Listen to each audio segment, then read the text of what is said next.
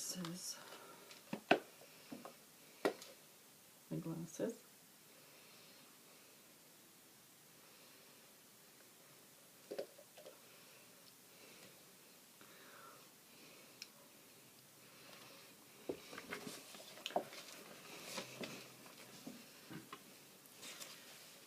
A white man who worked for many years with the backwards tribe in South America was visited by a friend who made the long trip to see him. In one of their talks, the man who'd been away from civilization asked the visitors, "Tell me, what are the latest Fords like?" "Well," answered the friend, "that's not an easy question, but they have screws to hold each other's arms rest in place." "You don't believe that story, do you?" "No one would give you an answer like that." "Well, believe it or not.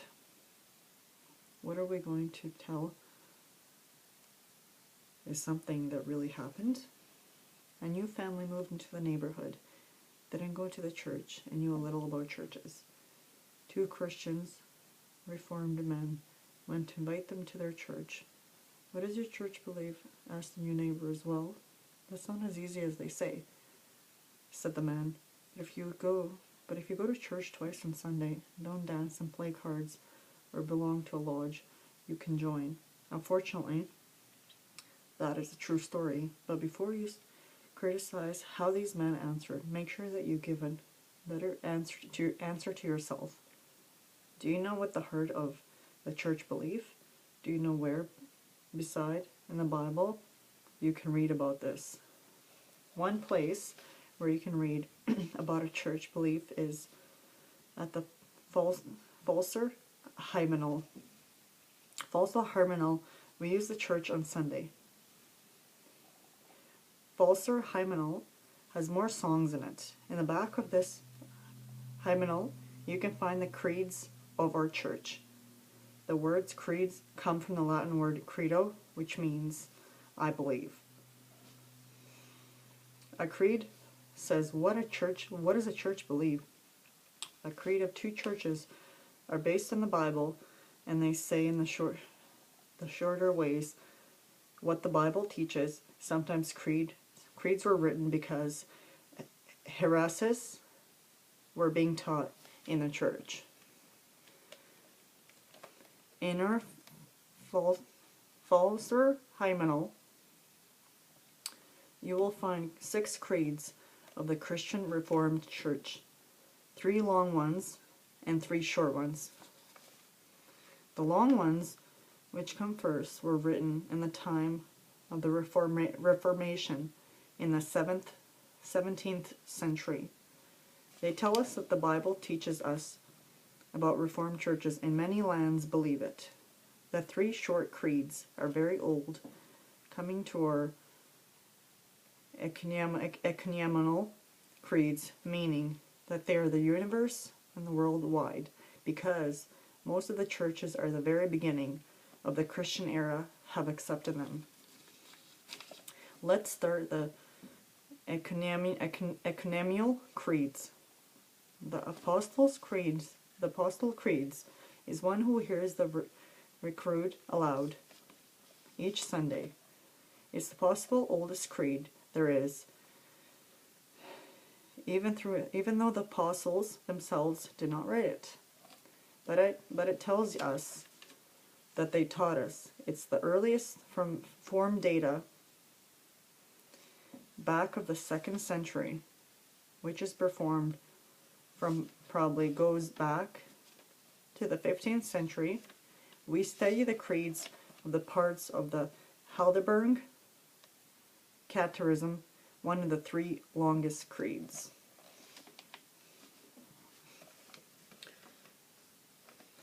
The Nicene Creed is named one of the greatest churches council, Nicaea, called by Emperor Constantine in 325. We talked about this earliest. You'll remember that the council took the side of Anthemius and said that Jesus Christ is holy. and truly God. The creed put into the writing 3 years later. What the Council of Nicaea had said, it's the beautiful little creed. And what is more, it tells us about the Bible, it teaches us about Jesus Christ and God the Savior.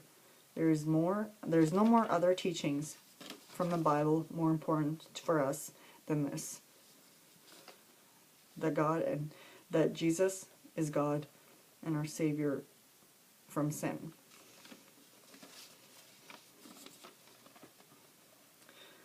The Antihelmius Creed is named for Antihelmius 293 to 373, who defeated Christ as God of the Council of Nicaea.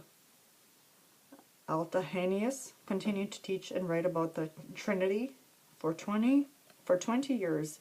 He has earlier in exile or forced to hide in the desert because of the followers of Arius, who did not believe in the Trinity, got the emperor to side with them.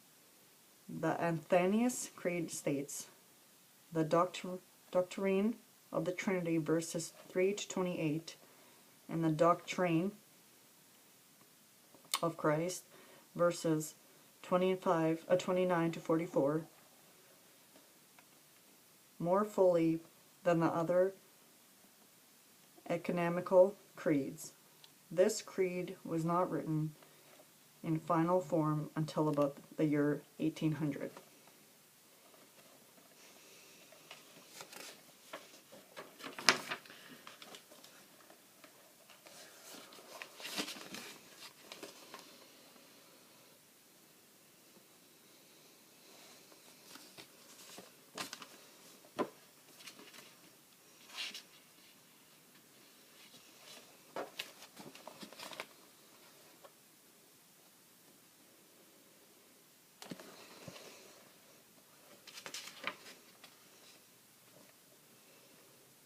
The city of Heidelberg today.